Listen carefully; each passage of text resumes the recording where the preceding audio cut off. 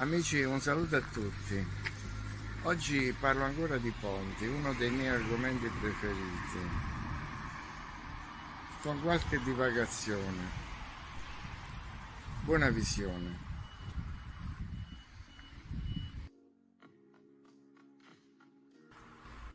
Pare che il primo ponte sospeso a catenaria di ferro in Italia, il ponte Real Ferdinando, fosse costruito nel Regno delle Due Sicilie sul fiume Carigliano dal 1828 al 1832, dal progettista e ingegnere Luigi Giura.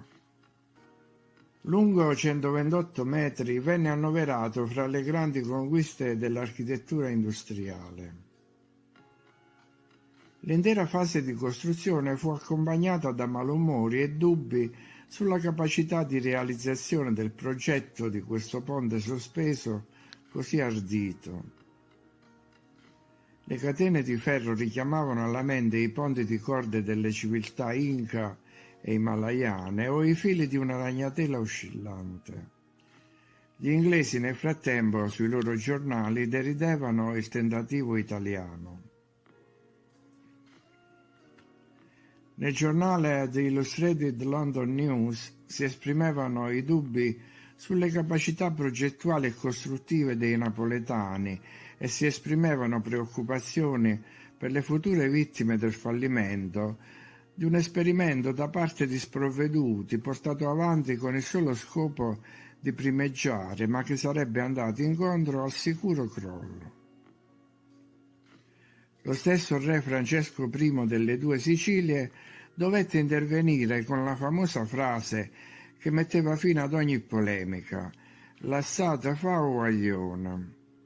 Lasciate lavorare il ragazzo. Ragazzo perché il progettista era allora solo trentenne.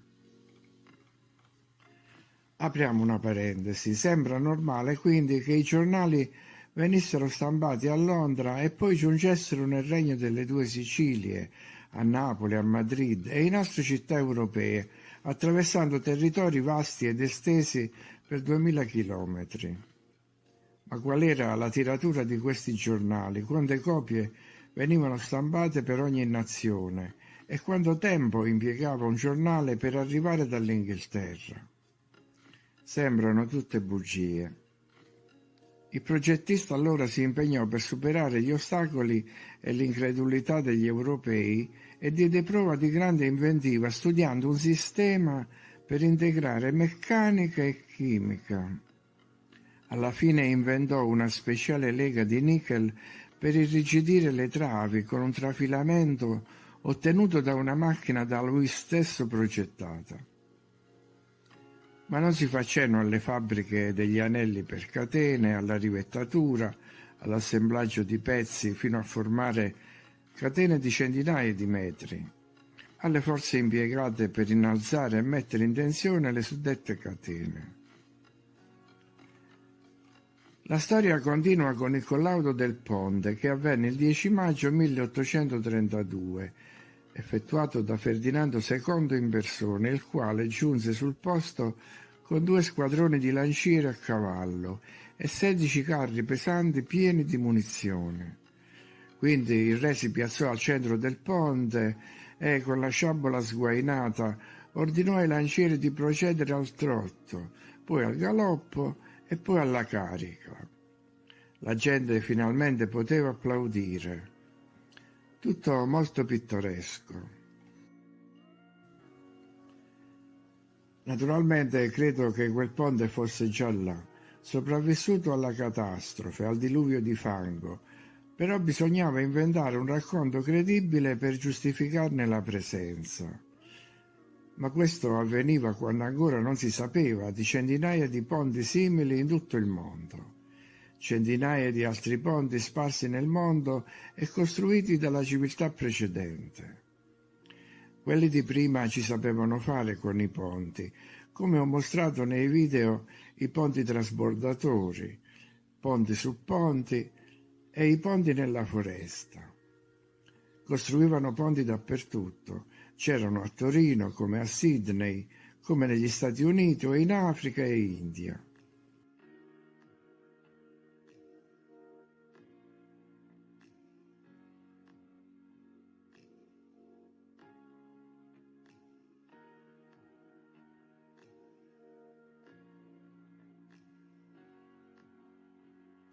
Alcuni erano lunghissimi, come a Friburgo, altri in luoghi che oggi sembrano sperduti e usati solo per il bungee jumping. C'erano ponti monumentali come a Lorient, a doppia campata, ma anche a 5, altri soggetti a misteriose restaurazioni come Conway e Hammersmith.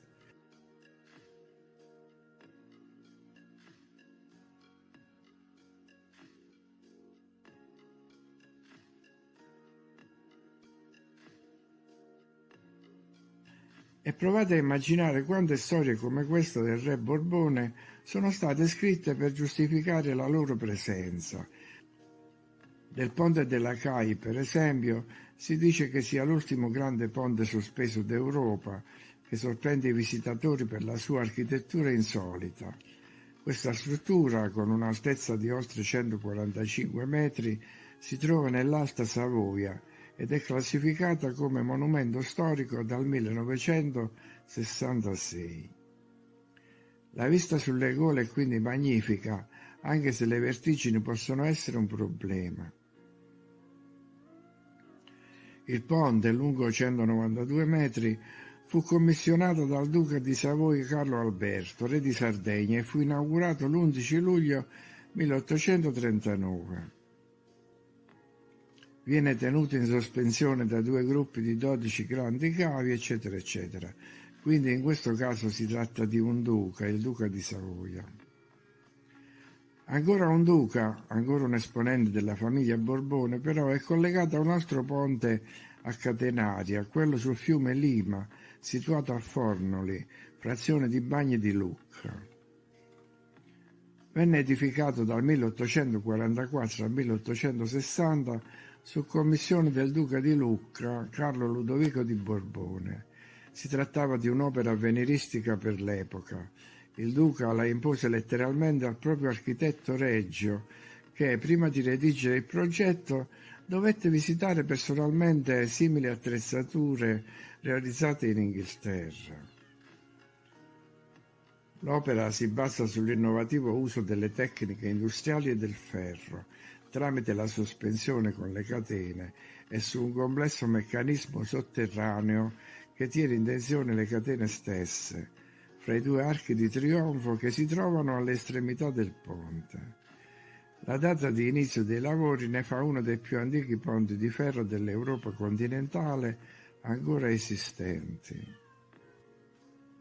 Altri ponti infatti furono iniziati negli anni successivi: il ponte delle catene di Budapest e il ponte Nicola a Kiev in Ucraina, costruito sul Dnipro a partire dal 1848.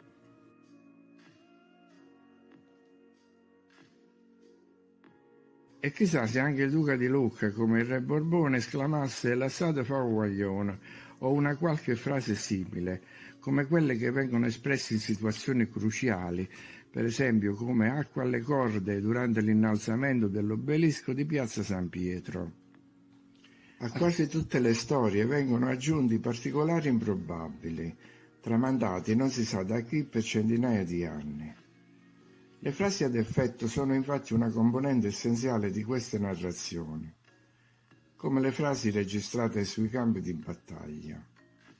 Il mio regno per un cavallo, avrebbe detto il malvagio re Riccardo III, sconfitto nella battaglia di Bosworth, il quale cercava disperatamente un cavallo per sfuggire alla morte nella guerra civile inglese fra Lancaster e York. Oppure la frase «Vile, tu uccidi un uomo morto» di Francesco Ferrucci, rivolta a Fabrizio Maramaldo. Oppure «Prima di morire era ancora vivo» di Jacques de la Palisse. «Qui si fa l'Italia o si muore», attribuita a Garibaldi. Altre frasi di grande impatto mediatico sono state «Eppur si muove» di Galileo, «Datemi una leva e un punto di appoggio e solleverò il mondo» di Archimede, «Parigi val bene una messa» di Enrico di Navarra, «Il dado è tratto» e «Veni, vidi, vici» di Giulio Cesare. «Sulle mie terre non tramonta mai il sole» di Carlo V. Poi ci sono le mele che cadono in testa alle persone, da cui si capisce che il sole attrae la terra, fino ad arrivare a un piccolo passo per un uomo, un grande balzo per l'umanità. Per concludere comunque la storia del ponte a catene di ferro Real Ferdinando sul Garigliano, pare che i tedeschi facessero saltare in aria il ponte durante la seconda guerra mondiale, ma che in seguito fosse restaurato, in un periodo di tempo durato fino al 1998, quasi ai giorni nostri.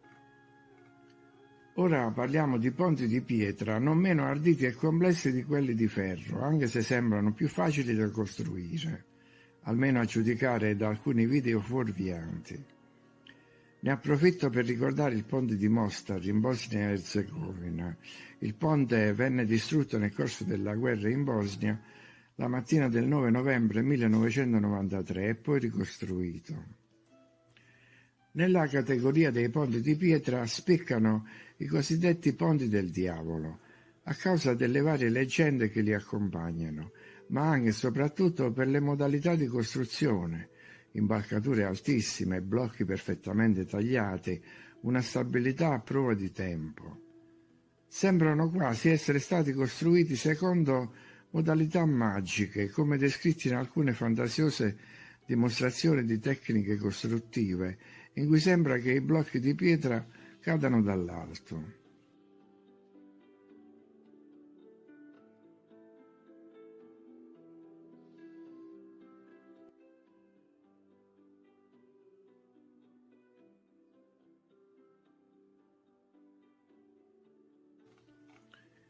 Inoltre, alcuni ponti sono associati all'idea che gli archi perfettamente disegnati siano dei portali per l'altro mondo. Il ponte Rakotsbrück, anch'esso noto come Ponte del Diavolo, si trova nel parco tedesco di Kromlau, in Sassonia. Riassume un po' tutte queste caratteristiche. L'arco di basalto sull'acqua, infatti, stupisce ancora oggi per la sua incredibile precisione e i suoi dintorni pittoreschi. Sembra inoltre che il ponte, insieme al suo riflesso, a livello dell'acqua, formi sempre un cerchio chiaro, indipendentemente dal punto di osservazione. Nel 1983 due turisti svedesi scomparvero in circostanze misteriose proprio vicino al ponte. L'Italia è piena di ponti di Annibale, strade di Annibale, passi di Annibale.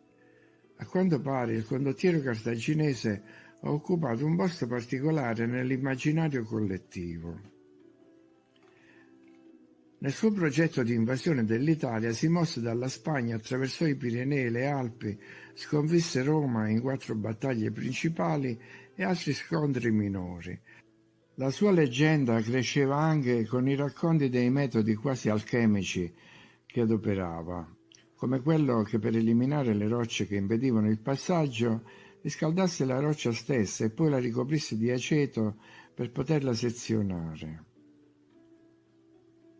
Ma le storie più importanti che lo riguardano sono legate al fatto che portasse con sé 37 elefanti dall'Africa, attraversando centinaia di fiumi europei su zattera. Una volta in Italia poi cominciò a far costruire ponti. Ovunque i toponimi lo ricordano, presso Piacenza, in Toscana, Pistoia, Fiesole, sugli Appennini, in tutto il sud, eccetera, per un totale di circa 50 ponti. Molti hanno sfidato i secoli, come il ponte di Balvano Ricigliano, che non è crollato nemmeno durante il devastante terremoto dell'Irpinia del 1980, o come quello di Muro Lucano, il paese dove sono nato.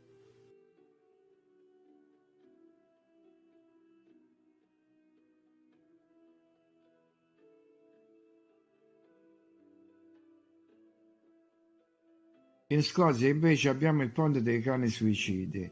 Si trova a Overton, località che prende il nome dal proprietario della tenuta, Lord Overton, a Dumbarton.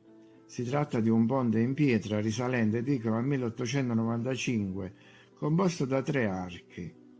Dagli anni 50 ad oggi circa 600 cani si sono suicidati qui, prevalentemente di razza collie, il cane da pastore scozzese. I cani saltano dal ponte, sempre dallo stesso lato del ponte, e si suicidano senza una ragione apparente. Dopo un volo di 15 metri si schiantano sulle rocce. Vari esperti di comportamento degli animali hanno indagato su questi casi e uno psicologo di cani, Peter Neville, della Ohio University, ha suggerito che i cani saltino dal ponte a causa di un richiamo dovuto all'odore dei maschi di visone, a cui inseguimento si lancerebbero gli animali. Ma un cacciatore locale, John Joyce, che ha vissuto nella zona per 50 anni, ha detto che nel luogo non ci sono visone. Altri esperti hanno suggerito che nell'aria riecheggiano suoni udibili solo dai cani, ma non si è trovata nessuna prova concreta a supporto di tale ipotesi. Così alla fine si è sfociati nel regno del paranormale. Il luogo sarebbe un passaggio fra dimensioni e il responsabile dei suicidi sarebbe uno spirito, detto la Dama Bianca di Overton. Ora all'inizio del ponte c'è un cartello che dice: ponte pericoloso, tenere i cani al guinzaglio.